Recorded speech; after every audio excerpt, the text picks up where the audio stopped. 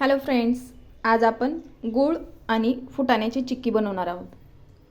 तर गूळ आणि फुटाणे, जर गूळ थोडंसं तुम्हाला कमी गोड आवडत असेल तर तुम्ही थोडासा कमी गूळ घ्या, नाहीतर मग जेवढे फुटाणे आहेत त्याच्यात अर्धा गूळ किंवा थोडासा जास्त गूळ घेतला तरी चालेल. जर तुम्हाला गोड व्यवस्थित आवडत असेल, गोड तुम्ही खात असाल तर पाऊण भाग गूळ तुम्ही घेऊ शकता. हे बनवत असताना गुळाला बऱ्यापैकी हलवत राहायचं. गूळ खिसलाच पाहिजे असं काही प्रकार नाही आहे. त्याला व्यवस्थित तुम्ही थोडंसं फोडून गरम करून घेऊ शकता आणि याला थोडंसं थोड्या वेळाने हलवत राहायचे. गूळ फुटाणे खाणं ना स्त्रियांसाठी बऱ्यापैकी चांगलं मानलं जातं. मग संध्याकाळी जे देवीचे प्रसाद वगैरे असतात त्यांच्यामध्ये गूळ फुटाणे असतात बघा.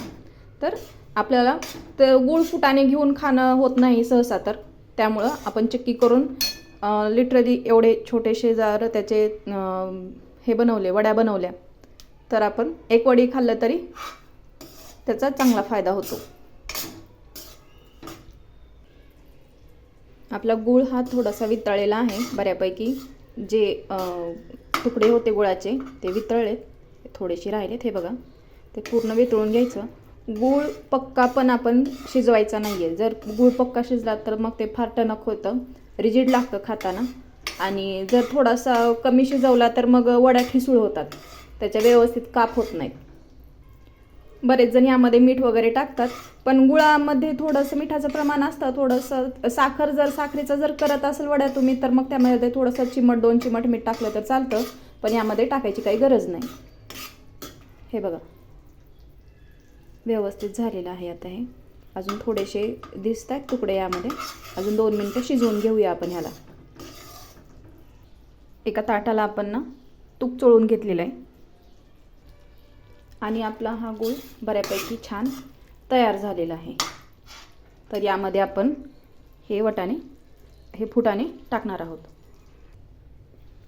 फुटाण्याचा आपण फारच दोन भाग किंवा तुकडे वगैरे केलेले नाही आहेत, त्यामुळे एक्स्ट्रा जर गूळ दिसत असेल, तुम्हाला वाटत असेल की हा फार गोड होईल, तर ते तसं होणार नाही आहे.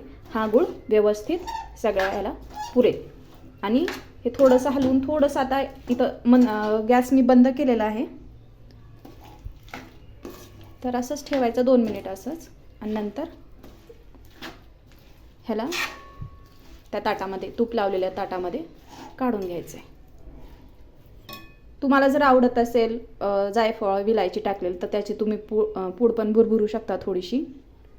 नसेल आवडत तर मग लेट इट गो. आता आपण हे व्यवस्थित ताटामध्ये पसरून घेतलेलं आहे. ह्याला आता हे थोडंसं गरम आहे. थोडंसं थंड झाल्यानंतर याच्या आपण वड्या पाडणार आहोत. मग तुम्हाला जशा चौकोनी आवडत असतील किंवा जर तुम्हाला जशा आवडतील तशा तुम्ही वड्या करू शकता. आणि कमीत कमी आठवड्यातून 3 ते 4 दिवस महिलांनी हे संध्याकाळी एखादी वडी नक्की खा. त्या आरोग्यासाठी खूप छान असतं. तर हा व्हिडिओ तुम्हाला आवडला असेल तर नक्की लाईक करा, शेअर करा आणि सबस्क्राईब करायला विसरू नका. धन्यवाद.